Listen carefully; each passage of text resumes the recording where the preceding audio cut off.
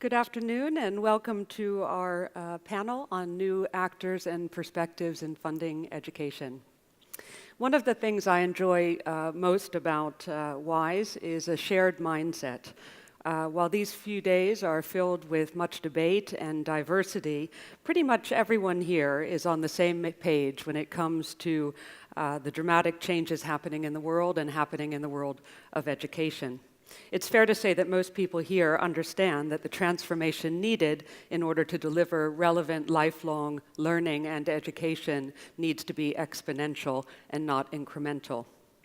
Against this backdrop are public sectors around the world that are struggling to keep up with the pace of change, especially in cash-strapped economies. In places with fast-growing populations and economies, demand outstrips supply, and emphasis placed on access ignores the fact that children are not always learning. Inefficiencies and inattention to outcomes is a common charge, but the public sector is not going away. It is not surprising that the private sector is stepping in to fill gaps. In the country where I live and work, in Kenya, when the government introduced free universal primary education, 85% of the new uptake in the country went into low-cost private schools. New models and innovations, often enabled by technology, are emerging at breakneck speed that demonstrate the private sector's ability to be more responsive and relevant, to deliver at scale, and to better measure education outcomes. Increasingly, private investors see the magnitude of this opportunity. Globally, EdTech investment grew by 32% in the last 5 years to reach $4.5 billion.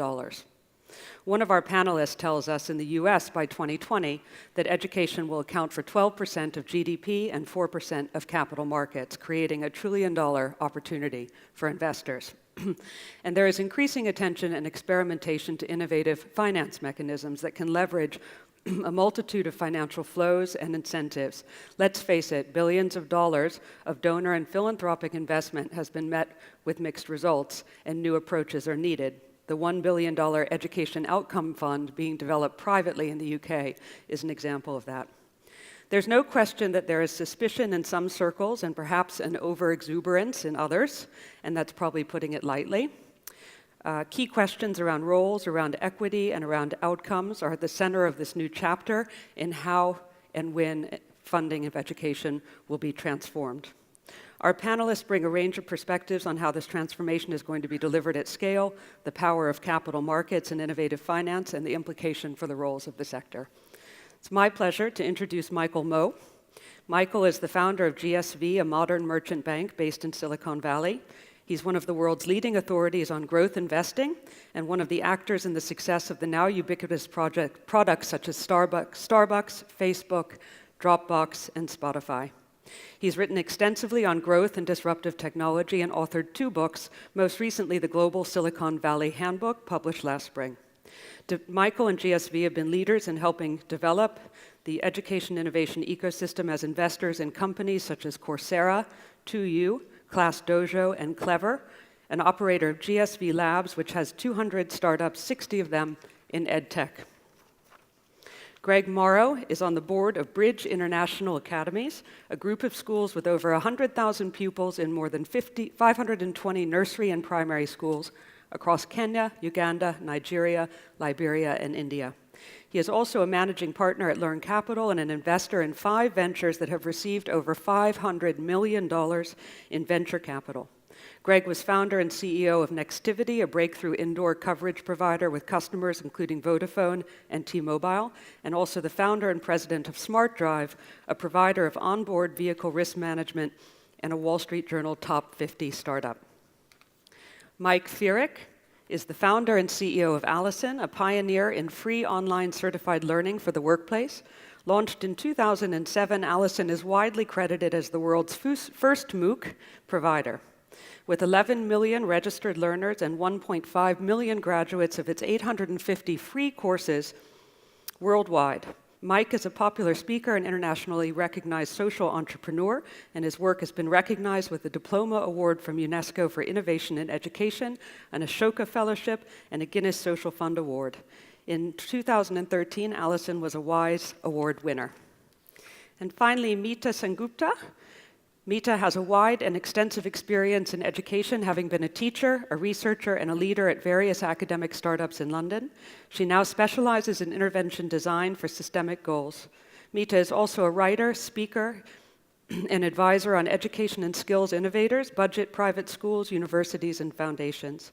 She has consulted on governance operations, leadership, gamification, story building, growth strategies, and more. She's a member of the Federation of India Chamber of Commerce and Industry, Skills Development Forum, and on the National Council of the National Independent Schools Alliance, a budget private schools in India. We look forward to an exciting discussion. Thank you. Let's start, panelists, and let's try to mix this up as much as possible and not just go down the line always. But Michael, coming from where you're coming from and recognizing the exponential change that's happening in the industries that you're looking at and then that's going to happen in this sector, can you tell us a little bit about what it's going to look like and why?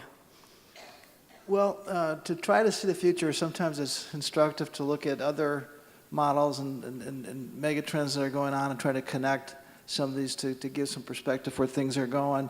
And I guess just backing up and think about what's the primary overall objective here, it's how do we help everybody have equal opportunity to participate in the future. Because we believe that talent's equally distributed, but opportunity is not. So thinking about what are some things that are going on in the world that could influence or be a window to what could be the future of education.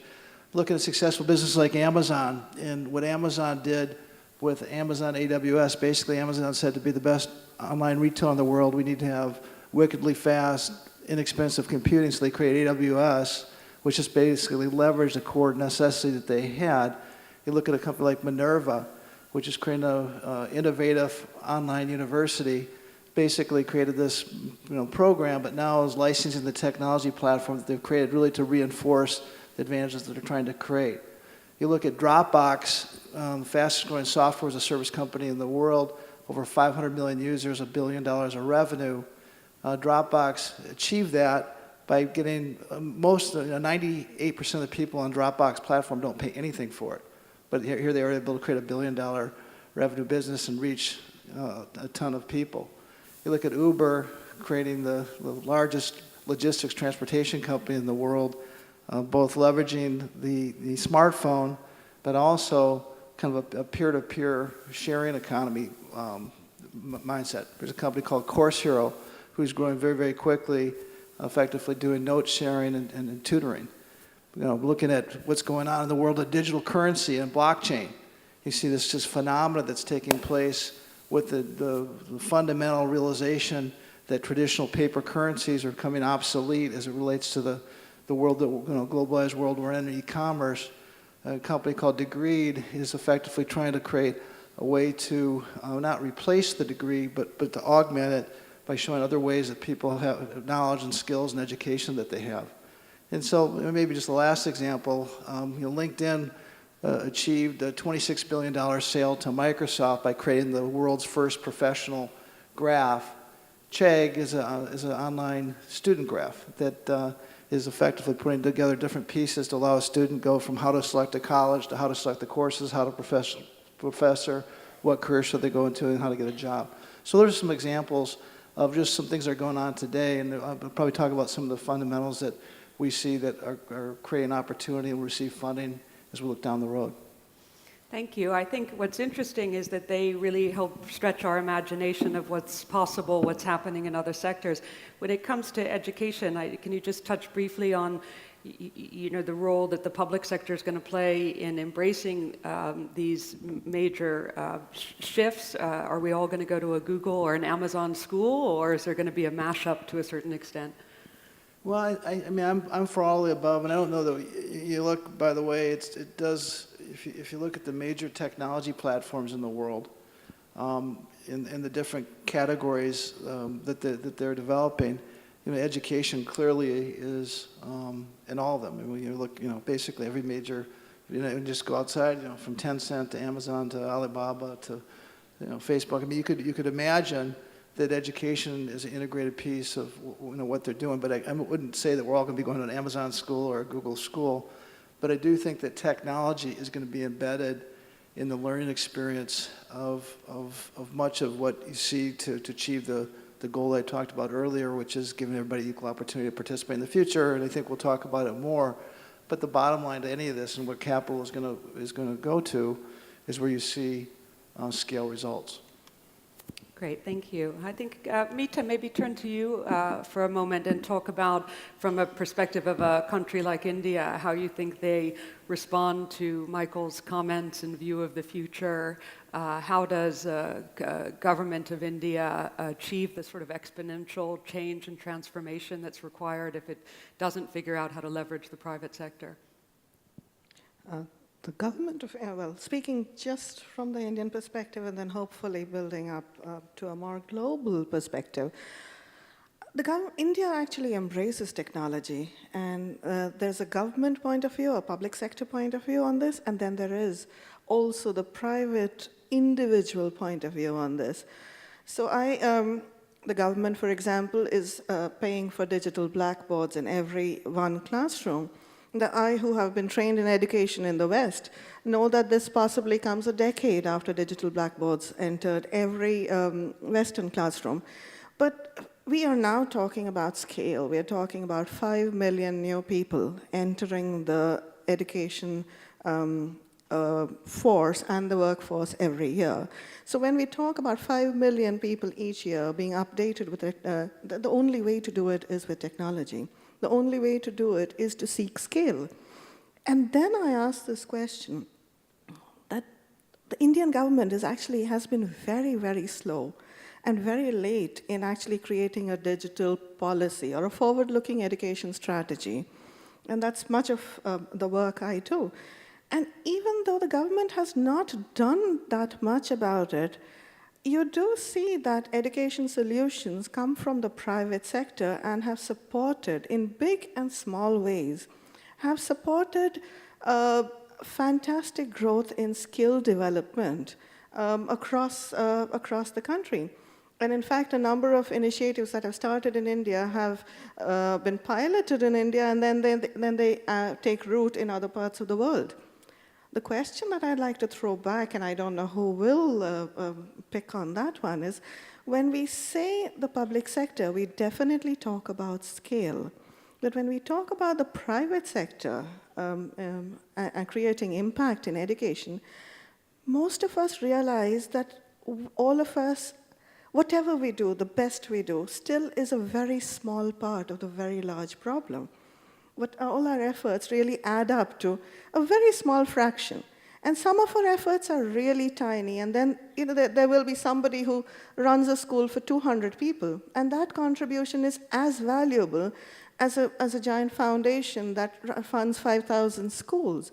The private sector contribution is both big and small, but it adds up. And I think that's how it adds up, and whether we are telling one story or multiple stories with the private sector is a question that I'd like everybody to think about. Thank you. Greg, I think maybe try to come in your direction, two different directions. One is to sort of start big picture in something that I know is at the heart of Learn Capital and your investment thesis of your investing in many different companies, and that really is, and then sort of go to an example that we mentioned in the introduction, which is Bridge. But just at the top level, I think, I've heard you talk before about we're sort of in a unique moment in time in which the pieces as a result of ed tech and technology to better understand and drive education outcome, education-based outcome, is really potentially at the heart of the matter more than it's ever been before. And I just wonder if you could talk at a top level about how that reality can start to change dynamics of learning and also financing education. Sure. I think the big thing is, 10 years ago, you could say there's a big unknown on how to consistently achieve excellent education results. Is it the teacher? Is it this? Is it that? What's interesting about Learn Capital and the companies that come in front of us that we invest in is, we actually know what the results are, because we're living in a new world now that's got, cloud computing, big data, pervasive broadband, inexpensive devices, and when you can embed the technology, you can get measurable outcomes. And we don't invest until we see what the measurable outcomes are. It might be on a pilot. We might be looking at a relatively small data set compared to where a company's eventually going to be. But we know what they can do. And I think that new world is what's exciting, is that we know what these outcomes are and can be, and that they can scale. And what that opens up is an opportunity for governments to pay for results finally, to basically pay for outcomes. And I think the evolution of education funding at scale is outcome oriented, using funds like what Saron Cohen's trying to do with this $1 billion fund, and just getting governments to be confident in making the investments in education, because they can finally demand and get results if they deploy the right solutions. Have you seen some examples? Let's go to Liberia in a moment and what's happening with Bridge, but more in a developed world context, what would be some of the most exciting sort of new frontier examples you've seen where you really watched a sort of radical transformation? Sure. So, I mean, generally speaking, we look for sort of 10x improvements in productivity of some kind, to sort of underline a venture investment, so that something could be a big category play and scale. And we were original investors in General Assembly, which is a pioneer in the boot camp or immersive space, with one of their big verticals being software development. So in basically 3.5 months, they can take you from not knowing software to getting a job at Twitter as a software developer. And we've actually followed that space very closely, and they started out really focusing on college graduates and then training them to be specialists in software development. We've now seen results from folks who did not go to college, so non-college graduates taking a 3.5-month course in San Francisco from a top provider, $17,000, and their starting salary is $95,000. Stanford, 4-year computer science, starting salary is $95,000. So you can spend $200,000 in 4 years at Stanford for basically the same economic output that you could for 3.5 months and $17,000. So that's what's possible now with technology-enabled approaches. Does that leave the incumbents in the dust? It certainly means we're going to be seeing some really transformative disruption in the future, which is exciting, because I think there's an equity opportunity from that for the the 700 million kids around the world who are living on whose families are living on $1 to $2 a day. Okay. Just wearing your other hat, if we could just turn to Bridge International Academies in Liberia, and maybe you could walk the audience through just sort of a quick update on that model and what it's looking like and why it's potentially so influential in the developing world if it's successful. Sure. So I think USAID funded the education minister of Liberia to go to Kenya, where Bridge has 400 schools. And this month, Bridge will take its third high-stakes exam in the 8th grade. And typically in Kenya, 44% of people pass that exam. And if you don't pass, you're done with public education. So it's definitely an extreme high-stakes exam. If you're at a Bridge school for 4 years in Kenya, you have a 74% pass rate. And we had over 50 schools with a 100% pass rate. So the Liberian government saw that. The education minister brought President Sirleaf, and she really wanted to bring the solution to Liberia. So that ultimately led to the formation of PSL, a one-year pilot of a charter model where effectively in Kenya, Bridge operates parent-pay schools with a goal of moving into public-private partnerships. But in Liberia, the opportunity was to basically help effectively overlay and run public schools with public school teachers. And so they just completed the first year of doing that. And Bridge basically delivered, compared to the peer group of traditional public schools, twice the learning gains. So they effectively, in 1 year, they got 2 years of learning. So it was an extraordinary academic outcome, on par with really the best performance you can see in, for example, in U.S. charter schools in the inner city. That's pretty much the best performance you can possibly get, sort of around, close to a 0.4 standard deviation. Mm-hmm. Okay, and I just think we want to move on, but just because it's a bit of an elephant in the room when you talk about Bridge, which has been so contentious in its arrival into East Africa, for instance. One of the main criticisms, if we stay on the learning side, is that in an attempt to scale, or the scaling strategy of Bridge, that the learning is really dumbed down, or the teaching is really dumbed down. It's hiring unqualified teachers. Everybody's teaching off of tablets with a curriculum that's done in Boston or wherever. Can you sort of address Sure. the reality? I mean, the reality is the complete opposite, which is why their test results are so unprecedented. You can't get a 74% pass rate compared to a 44% national average if you're not teaching a high-quality education. So the academic team is in Cambridge, Massachusetts, and then they standardize the curriculum for the country needs of the given country.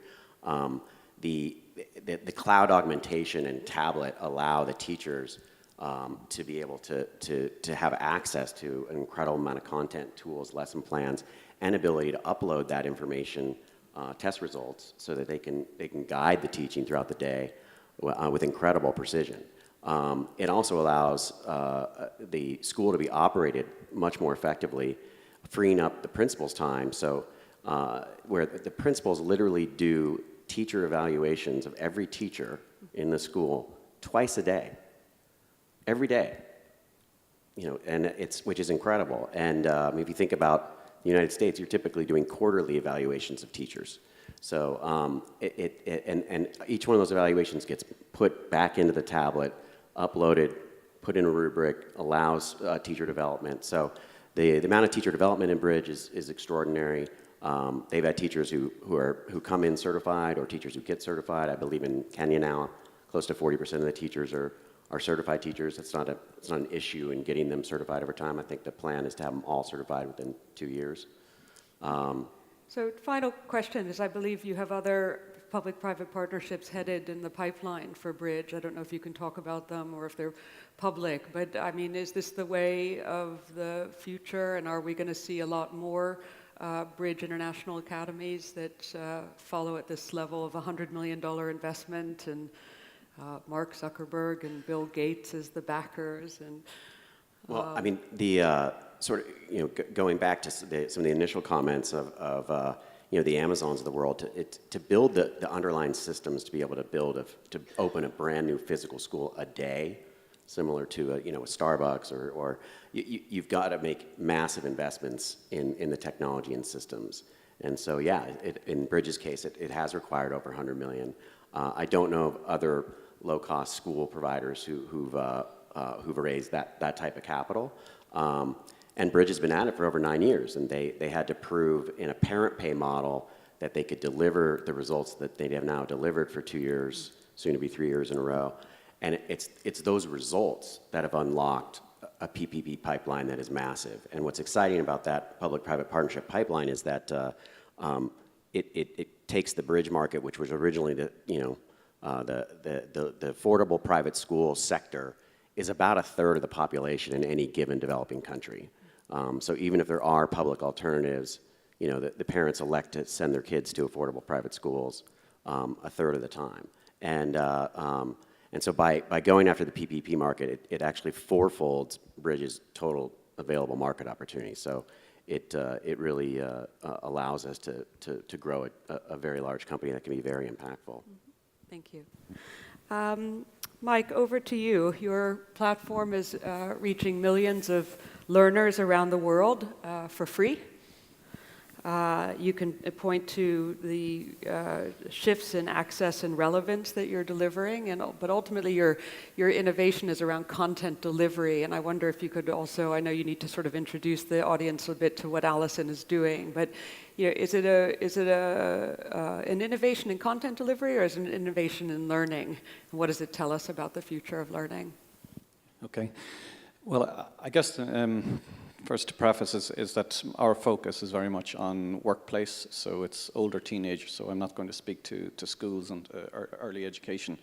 But the fact is that about 7% of people in the world have a college degree, and that's 93% that doesn't, right? And as we describe the world of tomorrow, we talk about people being educated, educating consumers, and It's just there's no way that we can educate the world the way that we've done so before. And in my view, that there's such disparity of income worldwide that really the solution has to be free, because what we provide to somebody in California has to be the same that we would offer to somebody in Zimbabwe or wherever else. So we have to think about, first of all, we have to think about the size of the need, and then we disassemble everything and we say, well, how can we create actually a scalable solution that can work that way?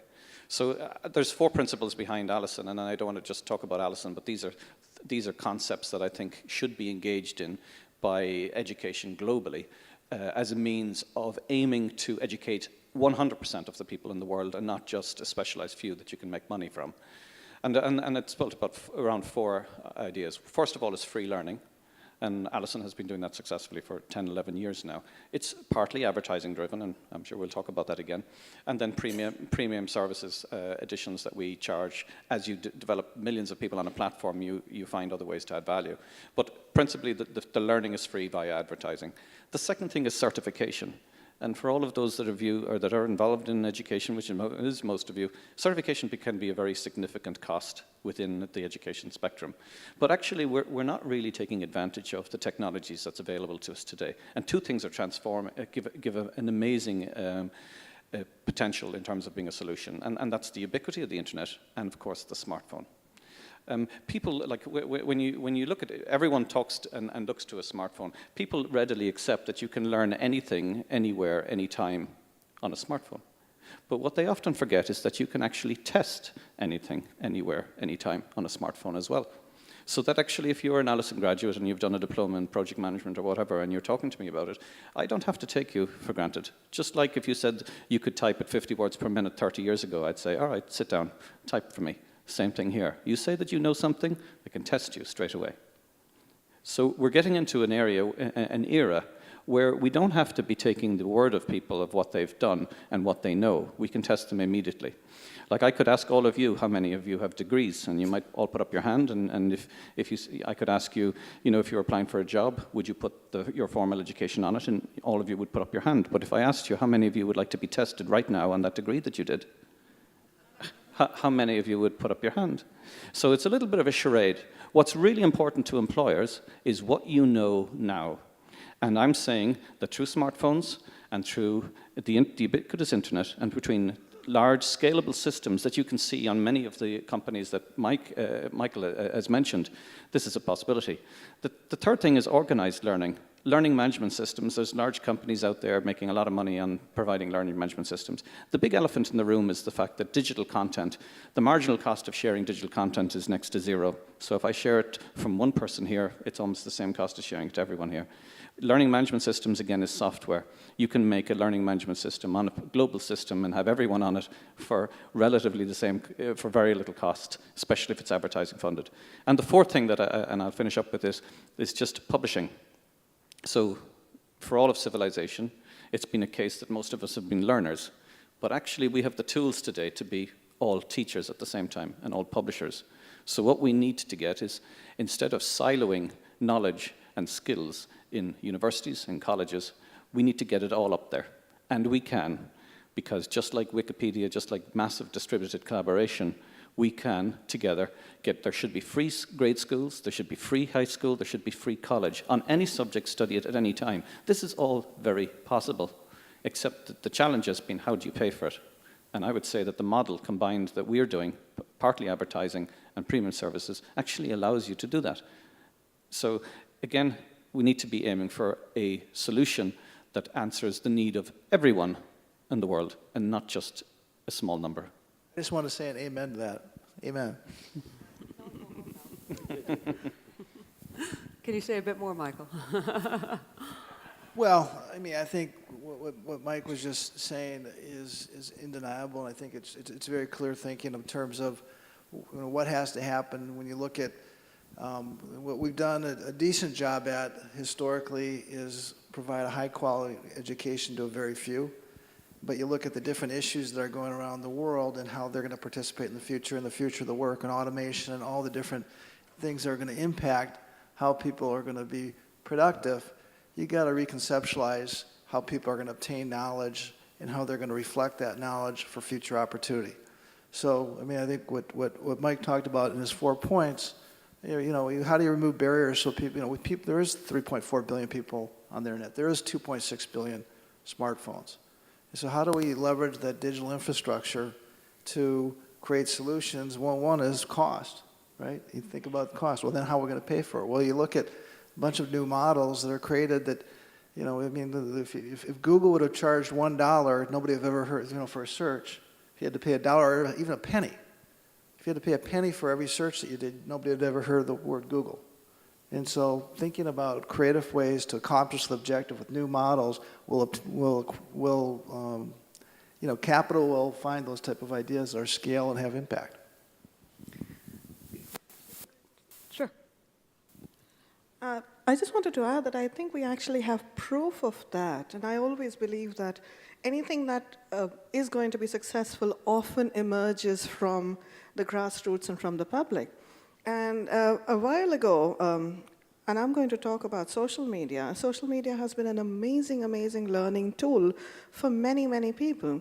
So people like Mike Allison started fantastic MOOCs, but they were much more formal than the social learning mechanisms that evolved, for example, on Twitter. So, for example, learning about education, all I had to do was join an ed chat that was happening in the US of A, or a chat that was happening for teachers, first-time teachers, that was happening amongst teachers in the state of Texas, for example, and all I had to do was watch and see how they learned. There was no conversation that was happening in India. So 5 years ago, I started a conversation that's been going on now for 5 years, and that is a mini MOOC in a way. The HR community that picked up on these chats actually called it a mini MOOC. They gave it the title a mini MOOC. That's free, everybody contributes, it's a community. And building communities of learning is the first stage to building a product for learning. Without a community, you do not really begin to even have the contours of a product or a solution.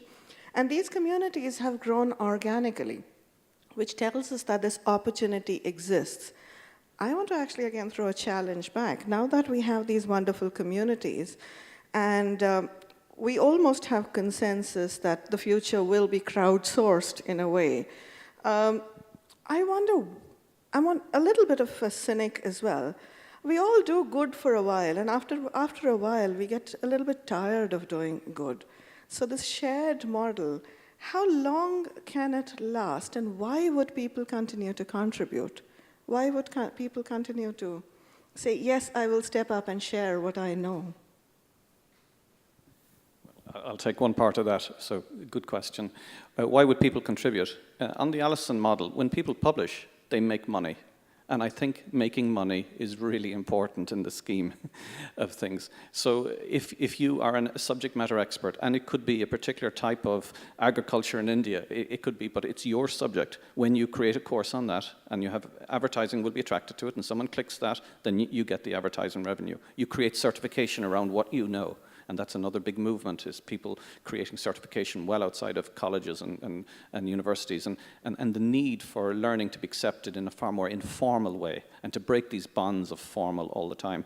But in any case, to go back to you, in a model like the Allison model, it's people are making money by sharing what they know. You need that, I would agree with you. Generosity and charity only goes so far. What keeps it going is that people make a few quid from it. But if you have a system that is, I guess that's how I got into this in the first instance. You see an awful lot of charity and philanthropy going into education and changing very little. The way to change education is by creating a business that makes money out of addressing the issue.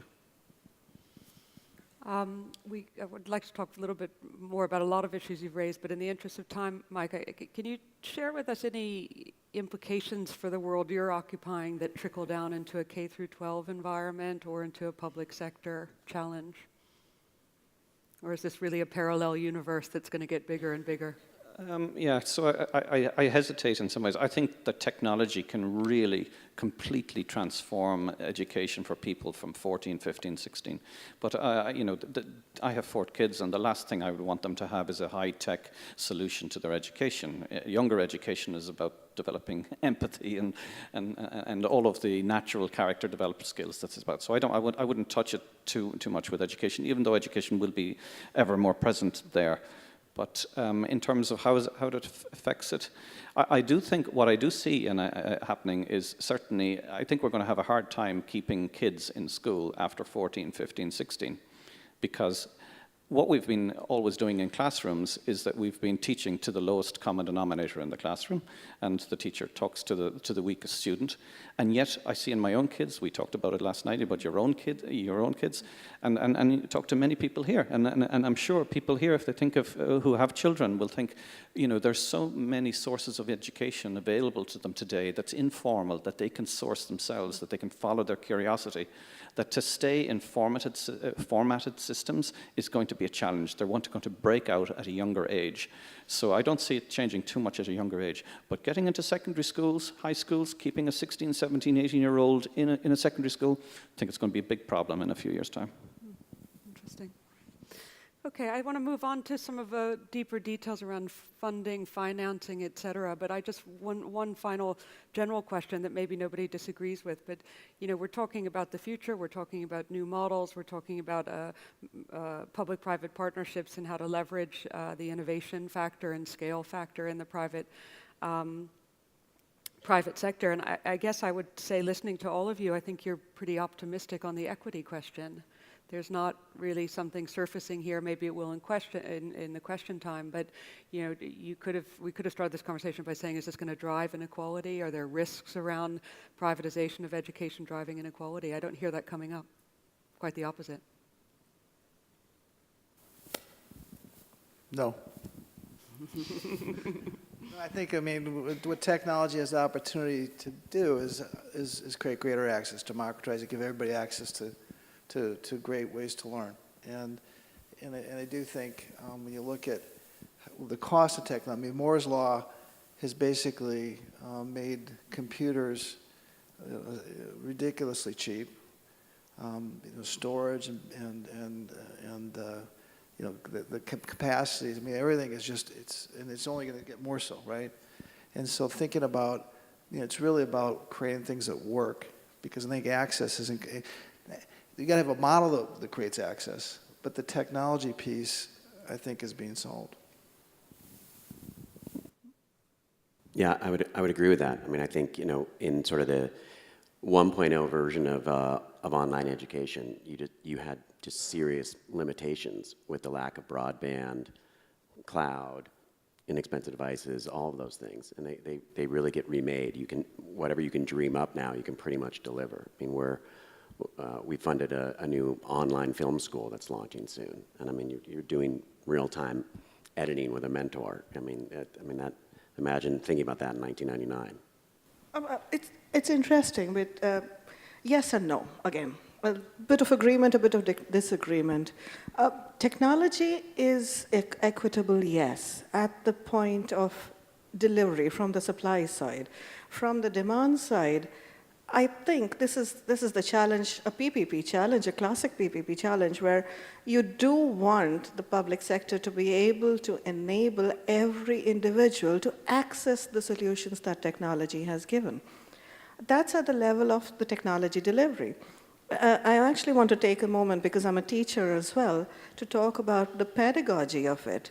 The way technology solutions have been developed in education technology, I find that, let me talk about a pain point. I find it utterly strange and ridiculous that teachers have to be trained in education technology tools. If you have to be trained in something, then obviously it wasn't designed well enough for you. So if you have tech people designing ed solutions, then you may not have done much more than, again, tackle the supply side of the solution.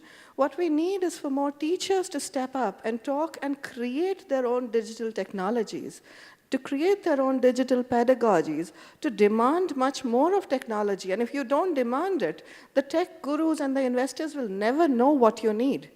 So again, there is this meeting of minds that must happen in the digital technology space to make it much more equitable, forget about just equitable, much more useful and accessible to the minds of students. So there is a lot more to be done in this space. So we're not there yet. The technology piece has not really been sorted. The delivery of the technology piece may have been sorted, but there is a lot more, and I see this as a design challenge to the tech guys, actually, because you guys are the smarter ones. Well, a lot of our portfolio companies are actually, headed by or on the key management team or former teachers, as well as on our staff at Learn Capital. So I think that's going to gradually be solved. I mean, you're not going to get good product market fit if you don't increasingly solve that. Mm-hmm. Who's seen the show Silicon Valley on HBO? Anybody? Do you remember what the fatal flaw of Pied Piper was? It was just brilliant technology, but people didn't like the product. So we can't have that mistake. Michael, I've heard you say several times, in the last day or two, that the greatest commercial returns will be derived from the greatest education outcomes. Expand. I think one of the reasons why you've seen the flow of capital to the education market as you have over the past 5-6 years is because the classic investment opportunities, where there's a problem, the bigger the problem, the greater the opportunity. In the global marketplace, knowledge-based economy, there's no bigger problem, or in my view, opportunity, than how more effectively, efficiently provide education to the world. Education makes a difference not only an individual does, but how a company does, and for that matter, how well a country does. And as it relates to capital markets, capital is pretty rational, it's pretty efficient. It flows to where it can create the greatest return. So if we really want to solve these issues, and we can spend, the issues of how to effectively provide education to the world is daunting. But how we're going to solve that is by creating models and outcomes that are aligned with financial returns. In other words, having the greatest educational impact should be aligned with ultimately creating the greatest financial returns. If we do that, we can solve a lot of problems and have a lot of capital come to these markets, because when you look at the size of the capital markets, $70 trillion versus the amount of money that's in charity, which is a fraction of that. We want to solve these problems. We want access to the equity capital markets. I just wonder, and I want to bring Greg in here just to expand on that a bit. Greg, there's got to be some room for self-critique here from the investment community as we head into a $1 trillion industry opportunity, as we watch exponential growth and interest in investing in education in poor countries. There's got to be some lessons to pull out of here. I think I would challenge by saying certainly private equity investors are going to be a huge part of investing in education going forward. They're commercially driven. Do they really have the future of learning at the heart of their investment strategies? Greg, I would point to you as a major global respected venture fund out of Silicon Valley. You say that education-based outcomes are at the heart of all of your investments. Do you think you're the norm? That's Right. I think we represent a new value proposition. Private equity interest in education. Right now there's a lot of activity in the private school sector, typically at the higher end, in sort of just classic consolidation plays. It's a relatively easy strategy. That's what private equity firms like. Previously in the United States, they really took advantage of the fact that the government, is really the sucker holding the student debt, and all they had to do was play the accreditation game and turn around a slightly failing school and turn it into a marketing machine, where the tuition was paid by with other people's money. So that in many ways was a scam that thankfully has been, come largely to an end. So we don't really see private equity in our universe until our companies get to much later stage. And I think they have a hard time dealing with the pace of disruption that's going on. They look for sort of the safer areas, which right now is sort of the But just to interrupt you for a second, is there not a chance that billions of dollars of education investment funds are released into basically old models of systems that are failing us? Yeah, there's no question that that's going to continue to happen. But I don't think that education suddenly goes completely digital either. I mean, we found across our portfolio experience that the hybrid experience is in many ways the ideal, and it's people looking at how to recut that model on a funding strategy are some of the more interesting ones. Minerva, for example, university, it's the courses, the seminars are online, but they're delivered to students all living in the same housing complex. Now, they didn't bother getting a campus and building that building. They simply lease the student housing. That allows them to then open new campuses around the world, every year, and their students rotate around the world. So it's a pretty brilliant model. We've got a scaling Montessori company right now that's opened 7 Montessoris in a year. The key was they hired a phenomenal real estate guy, so they don't do real estate. He just tees up the real estate community to take the real estate problem off our balance sheet. So we find people who want to do real estate, that's what they do, and they deliver us great campuses. And I think that disaggregation of the components in education and financing them independently is going to be really key. Mm-hmm. If you think about how big the public sector REIT, the public REITs are, right? Why are we still doing stupid bond offerings and municipal financing on education facilities when you could just do a service level agreement with a REIT who could give you 9 nines availability on, fiber connected, Wi-Fi and everything else you want, down to the type of lighting to, instead we are always arguing over decrepit facilities in any given country. And I'd like to give you an amen too. That's an amen too. So that I think as we the 3 buckets really are let's get the real estate solved by real estate people, and then let's separate finance too, and let's bring in the private sector to do finance that's tied to outcomes. Like we have investments in education finance companies, and they know the efficacy of what they're getting on the other end. They know they're funded. Now they're largely in the immersive training programs, ones that they know can get jobs, but they're able to find all these careers that there's just huge supply demand gaps. Underwater welding. You want to suddenly go from washing dishes to making $55,000 a year in the United States? You can take an underwater welding course, mm-hmm. and guess what? We'll finance it completely. Mm-hmm. Because the demand is so high on the other end, because no one thinks of being an underwater welder. So but it's just one of these niche areas that you can get financed. Just for the audience, as well as myself, who are not necessarily professional investors, just go one level further on the sort of commitment to education-based outcomes within investment theses, portfolios.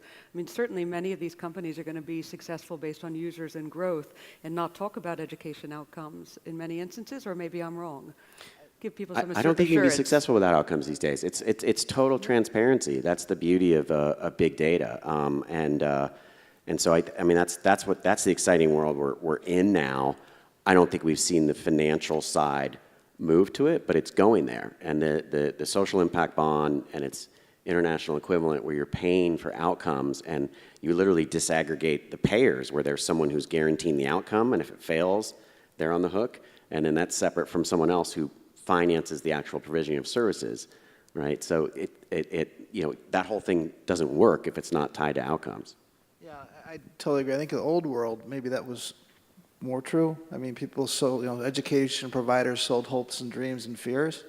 I think today it's too transparent. If you can't deliver results, you're going to fail. And that gets back to my earlier point. The great businesses are the ones that are going to align educational outcomes, return on education, that ultimately translate into return on your investment. Completely actually agree with you out there about the disaggregation. And again, I believe in the wisdom of the people, and as markets do as well. So what happens in India in the richer schools, the richer private schools, sorry, we don't say rich, we call them progressive. The progressive private schools, again, is this very disaggregation that you are talking about, and it is pervasive. So it takes about 6 months to a year, and some people have said 6 or 7 years, to get permission to build a school. The bureaucratic permissions take very, very long. But I have been told that actually setting up a school does not take more than 2 days. Because you have professional companies that will come in. You have school buildings set up by real estate investors. You have professional financiers who have done a backroom deal. I've done a proper deal with them, sorry, not a backroom deal with them. You have people who come in with desks. You have software providers. It takes 2 days to set up a school in India. But to speak to the deeper question here, the more important one of outcomes, it is again true that outcomes are visible and the success or failure, both in the private sector and the public sector, are something that schools themselves are actually working towards. So for example, in India and in quite a few other countries, you can actually measure the outcome of a school simply by the waiting list for the school. The more popular schools will have clear waiting lists. So even when in a country where you do not have good quality data, you have some proxies that work really well. But in the public sector, we actually have the person who did the SIB with UBS and the Children's Fund right here in the room. Safina is here. And her Educate Girls Fund was one of the 3 partners in the bond. And I would like to take a moment actually to just talk about the bond, because I think it's been a grand shift in the education financing space. It's moved on from profits, investment, business perspective to actually create something that is even acceptable to educators who don't even want to look at the word efficiency. For many of us who are both educators and business people, we see where they come together. But somebody who's been a teacher and has grown in that space, efficiency is not a word they like. We talk about broader education, deeper education. You talked about that, Mike, as well for your children. You don't just want them to learn, do the test or ace the test. So outcomes and outputs are a little bit different. So Saifina's bond here was absolutely amazing because they had 3 parties to it. Saifina said, and Educate Girls said, that we are going to promise you better outcomes. Here are so many girls who are out of school. We are going to promise you that these girls will go to school and they will perform at school. And if we are able to deliver better outcomes, then you can pay us. So there was somebody who said, here's the money to do it, and a third party who said, we're going to pay the first investor into this only if the outcomes are met. So these 3 people basically came together and said, this is how it's going to work. Yeah, I mean, I think it's helpful to go up a higher layer to just understand why outcomes are so profound and being able to pay for outcomes. If you look in the last 50 years, right, the Asian tiger GDP growth was because those governments were able to invest heavily in education and actually deliver high quality education, right? The challenge in Latin America and Africa, though, for example, is that those investments have not delivered the equivalent PISA scores. And Dr. Eric Hanishek from Stanford has shown that basically the proverbial butts in seats, or getting kids into school, has actually no correlation on GDP growth. But if you actually look at the PISA scores, then it's a direct line. And so you can see that, for example, the test scores that Bridge achieved in Kenya. If the Kenyan government were to roll that out through vouchers to the entire country, and that raised people had their scores and other people met those scores, you'd get a 5% lift in GDP. I mean, that's how profound, efficacy, in terms of translating GDP growth. So and ultimately that's what it's all about, productive citizens. Does the panel have enough visibility on some of the other innovation in innovative finance, social development impact bonds, payment for results? You mentioned a case study. We have the fund here. I just wonder if there's anything else on the horizon that the audience might not know about that you think is worth experimenting with or investing in. Well, I think you asked earlier about the Liberia and Bridge. I can comment on that real quickly because we are looking to do a development bond there. The opportunity, by 2020, the goal is that any operator that could come in and help partner with the government to run schools would have to do it for $50 a kid a year, which is incredibly aggressive price point. we believe we can do that. But what's exciting about a development bond is it allows the government the opportunity to basically prove out this model. For $50 million, it could prove out this model at 250,000 kids on a multi-year engagement. So that's pretty profound to be able to do things at that scale. And then it then gives the government the ability to basically roll that out to the entire country. Yeah, if I can just come in on sources of funding into education. I want to go back to advertising, because now advertising has revolutionized radio, TV. We use it every day with Facebook or Google. It makes those services possible. We'd find it hard to imagine life without them. But just look at advertising. There's two things about advertising that you should understand. And again, I'm not talking about advertising to younger kids. It's older and into the workforce is really what I'm looking at. But two things. So what funds our model is that our biggest our usership is actually in the United States. And after that, it's the UK. If you click an ad in California, we make a couple of bucks, right? It's an expense. It's the most mature advertising market in the world. It pays for 200 people in Zimbabwe. We'd hardly make a cent if somebody clicks an ad. So with the advertising model, what you find is that the wealthy part of the world is paying for the less wealthy part of the world. But importantly, they're studying the exact same product. So the challenge for Allison is to make sure that our courses are competitive in America, in the most competitive market. And then, so it's very equitable. That's the one thing I wanted to say about advertising. The second thing is, it's a bigger opportunity than it used to be. So yes, California might be out in the head and Zimbabwe might be last. But I can tell you, for instance, that the advertising yield in Nigeria is now the equal of Ireland. Right across Africa and right across Asia, the advertising yields in these countries is increasing very substantially, which means that advertising as a revenue model for people providing services is becoming much more and more a reality. And again, the beauty of advertising, which again subsidizes a lot of the enjoyment that we have in life, is actually becoming economic in some of the poorest countries worldwide. So, and the last point is advertising can bring tens of billions into these countries, right? Because it is a real source of finance.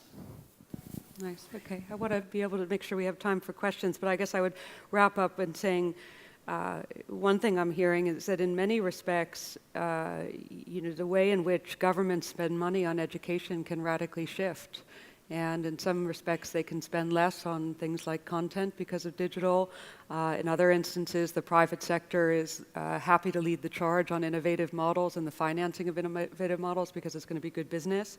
And so, I guess if you were sitting with a new minister of education of a poor or medium economy country who's never been in the job before, and they come to you and ask, what should and shouldn't I invest in?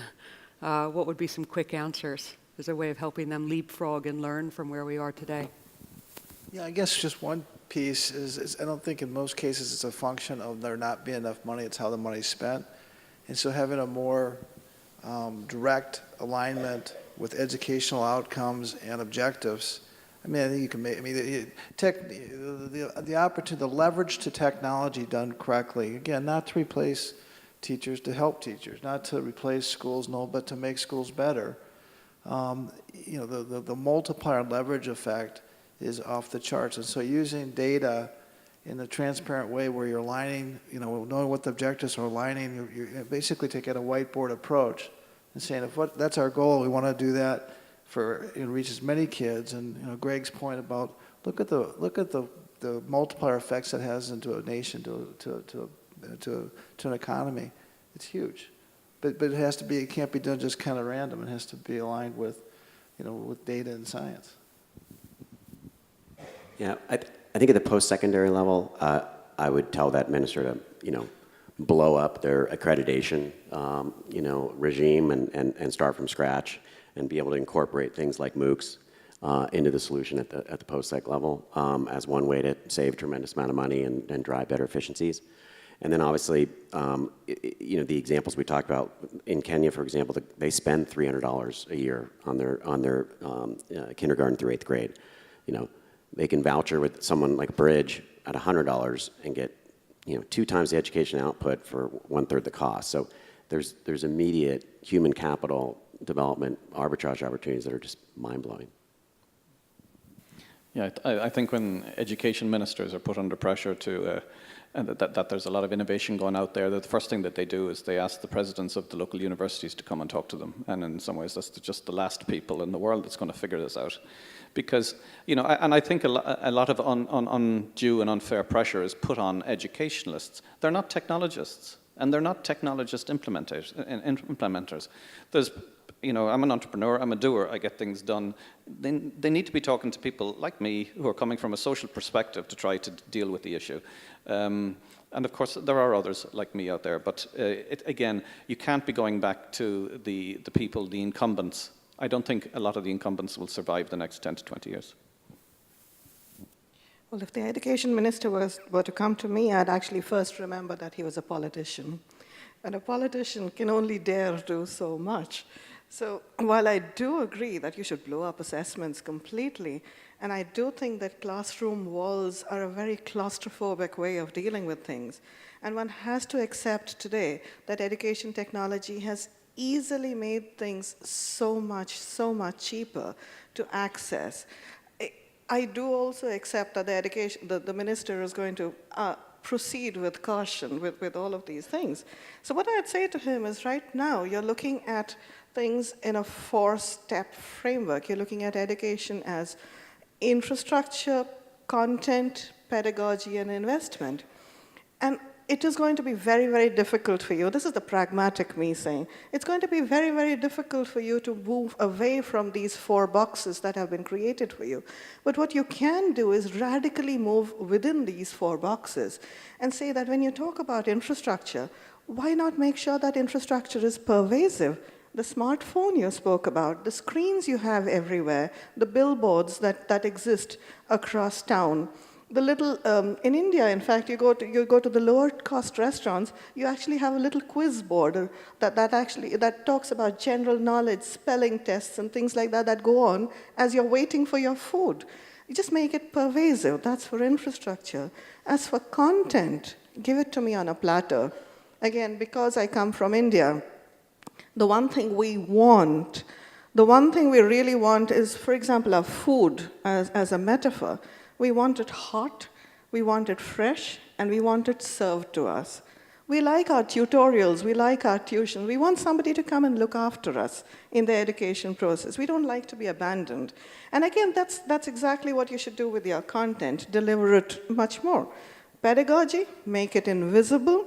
Assessments, make them automatic, which speaks to your technology point. Great. So move radically within your comfortable boxes. Great, thank you.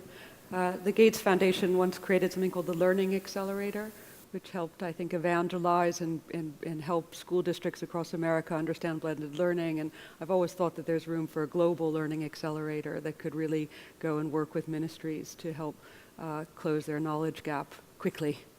It could be an interesting use for some philanthropic money. Questions? Yeah? Let's do 3 and 3 on this side, and then we'll do 3 on that side, please, before we end. Mm-hmm. I begin. Thank you very much. I'd like to find just a couple of things I found ironic. Education technology, as most of you have been saying, has made education more affordable and accessible. What I find ironic is that here in Qatar, which is hosting the summit, will not recognize or give credit for online courses or degrees. What do you have to say to Qatar about that? Thank you for your talk and share your knowledge. I understand that our curricula is aiming to learn or to appropriate knowledge, but now the 21st century requires these new generations to learn skills, critical thinking, creativity, to solve problems that we don't know that they exist yet. How nowadays with MOOCs can we learn those skills that my first impression was that the only way to learn it is through the process of experience as a constructive pedagogic. Hello, my question is more about how do you envision scaling, so bringing these private educational companies such as Bridge, but obviously to get full economies of scale, you're going to need a lot more people, a lot more companies. How do you keep them true and not financialized and turning into what in America the private hospitals now are, heavily financialized and not in the best outcomes of what the patients want. It's more for the financial benefits. So A, how do you keep it true? B, how do you grow them to the point where you can educate all the children in the countries? Thanks. The first question on, like I said, a lot of countries, unfortunately, are seduced by the accreditation regimes and the stuff that comes out of them. And I think, every country should look at having online learning be on an equivalent par. If it can deliver the results, there's no reason why it's not the same. So I would encourage the government to look at eliminating that bias if there is one, which it sounds like there is. Just to answer your question, that's the whole reason that we invested in Bridge and Gates and Zuckerberg and Bridge is because it actually can scale to tens of millions of students. So it and others like it can actually help these large populous countries like in Nigeria and India actually scale and meet the needs. Now the role of the government does have to really focus on managing both their direct public instruction as well as their partner public instruction as well as vouchers. And they need to do that really through, the reality you can get these measured outcomes now. So they have to define what those measured outcomes are, whether that's PISA or PISA equivalent or other aspects. And I think you're seeing a richer and richer world in terms of being able to do those assessments. So I think that we've got multiple investments in just the assessment category. There's really interesting stuff happening even in peer-reviewed where you're seeing the students become better by showing how well they grade other students. So I think all of these data points get pulled in to allow a rich fabric, and it's up to the government to really utilize that and take advantage of the folks who can help them do that. Michael? Yeah, I would just say, as it relates to the old system of accreditation degrees and so forth, again, the world that we're coming into is going to be what I call where knowledge is a currency. And so while degrees, I think, are a component of that, that's going to be augmented by other ways that you're able to, big data is going to be able to help you represent what what your skills are. Whoever made the point about, Mike made the point about, testing on you what you got your degree in. I mean, I broke out in cold sweat, right? But the ability to be able to take classes, whether you get a degree for it or even or not, but being able to represent that for future opportunities, that's gravity. That's where the world's going. So I will say that this has been a phenomenal conference, talking about a lot of amazing things, and so I think deserve all the credit in the world. But I think that is an issue in terms of where the future is going as it relates to the subject of this panel, which is new capital sources, new models, and so forth.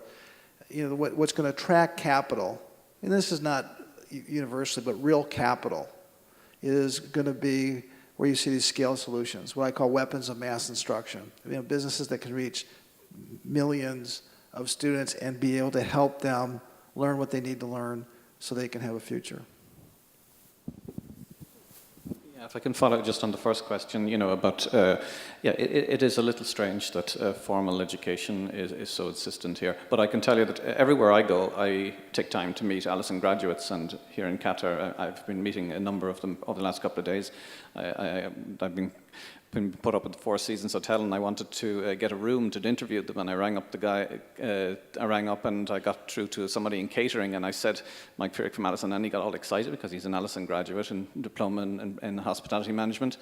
But the fact is, it's just going on anyway. In the few even graduates I met this morning, they've studied health and safety, they have studied project management, and they're getting jobs from having these extra certifications, even though they're informal. So I'd say a little bit that the horse is out of the stable on this one. The world is, as Michael is describing, formal education is becoming less and less important, whether you like it or not, because there's a tsunami of informal learning coming. And really, in terms of you want to know what somebody knows, you want to know what they learned yesterday, and not just times. Look at, when we look at TripAdvisor, what's remarkable about TripAdvisor is that nowadays they don't even take the reviews of 5 months ago. They want the reviews for the last month. And if you've stayed there, they want the review from you now. So education is becoming very immediate. So anybody who's taking comfort in doing degrees and master's degrees thinking that it's going to give them security for the future is just in another world. It's all about what you know, what experience you have, what you can prove you know. So I wouldn't worry about any country that is insisting on formal learning. I think that the world is going to just pass them by if they continue insisting on it. You'll be sent to the airport shortly, Mike. We really do need to, because we've gone over time. I'm being told we can do 3 more questions, and while we're 2 more questions while we're identifying them. Mike, why don't you take this gentleman's question just about 21st century skills, whether they can be taught, or Mita, just quickly, whether they can be taught in a school environment or a digital environment? Yeah, that comes up a lot. I think that online systems like Allison and other ones like it teach fact in a very, very efficient way. I think it's going to be impossible to beat them in terms of how current the information can be. On the softer skills, I'm the last person to say that the likes of Allison is the full solution, and softer skills are harder to teach, and they take the face-to-face. So, although I do caution that the online technology is getting better and better all the time in terms of being able to communicate with people on through systems. And then there would be more communications on systems like ourselves, except that we're very careful because it's an education platform and you just can't let loose shorter answers. Conversation. All right. So. Okay. Michael, didn't you tell me that there's a new course called Learning How to Learn? It's exciting. I mean, what are the new skills? I mean, reading, writing, arithmetic, of course, are still going to be relevant. But you think about what a modern student needs to know, and at the core is you're going to need to learn. And so one of the largest MOOCs in the world is a class out of the University of California, San Diego, Learning How to Learn, 1 million students or something like that. Because this reality, both automation, but no longer you're going to fill up your knowledge tank to age 25 and drive off through life. You're going to continue to need to replenish it. So you're needing to have to learn. It's not going back to traditional school. It's learning. So we could talk more about that, but I'm not going to dominate because I think there's 2 more questions. Questions. Yeah, just you can choose with the microphone there.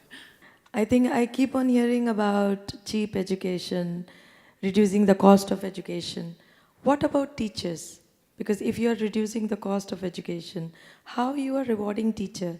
Because it's a difficult job to teach students and bringing them to that quality, which we all are aiming for.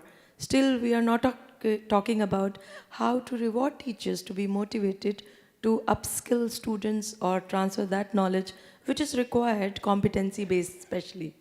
So first of all, I've got my youngest daughter is a first grade teacher in Washington, D.C., so I want her to get paid a lot of money.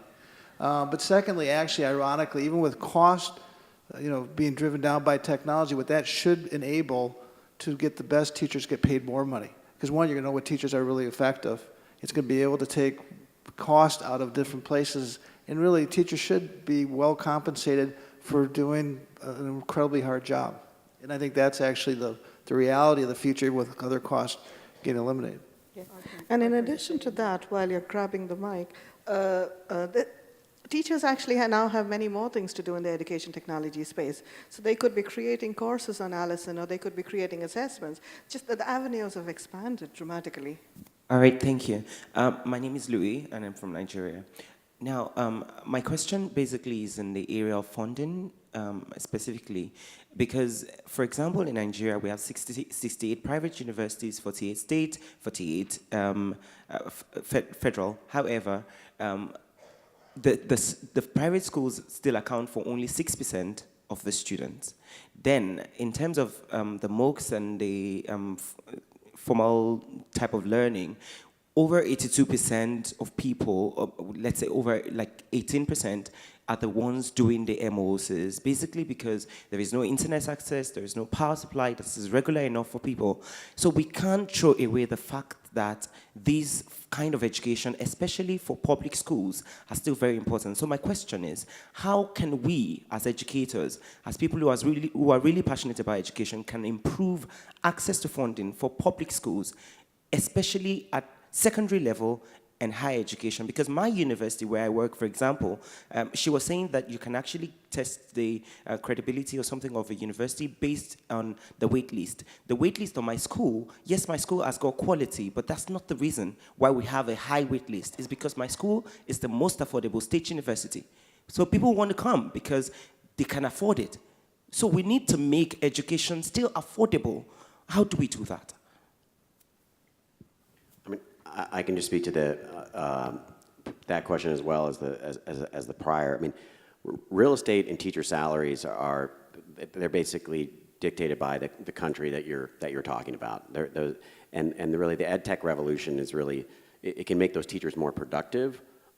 It can potentially allow you to get more out of your real estate because you can do a hybrid model where you could cycle through 2 or 3 instantiations of courses in the course of a day rather than just using it once. So there's things you can do to drive productivity for cost reductions, leveraging technology, but by and large, most of the things we're talking about reduce the costs outside of real estate and outside of the teacher itself. I know that in Nigeria, the government is aware that they need to provide capacity from those major things like broadband connectivity. They know that the private sector is part of the solution, particularly at the primary level. Their sovereign wealth fund actually invested in Bridge International in the last financing round they did to help drive that. And a lot of their PPP interest is in Nigeria. So I think that I was at a conference in Nigeria a few months back, and I was pretty impressed by the grasp of the challenges and problems and the solutions that they're talking about. I'm optimistic and bullish on Nigeria. I'll just add from my perspective working in Kenya, I think you're going to see massive opportunities in innovations in student finance as well, which I think addresses some of your question. Yeah, just a one-liner. I'll be in Nigeria next week, and everywhere I go, as I said, I meet Allison learners, and really to get their stories, how Allison has empowered them. And we got 1,000 people came back yesterday asking to meet me in Nigeria. Wow. So we're doing it in Nigeria. Again, just one line. I think systemically we really need to learn from each other. So, for example, Ontario has graded fees depending upon your means. So the fees can be adjusted to make things much more affordable. Bridge has a set of solutions. Allison has a set of solutions. I can name another 45 or 50 solutions that have worked in different places. But we don't yet have the mechanisms. And I again look to ed tech solution creators for that, to be able to share these solutions better for everybody's good. Let me end by thanking our distinguished panel and the audience very much. I hope it was an illuminating and optimistic conversation. Thank you. Thank you.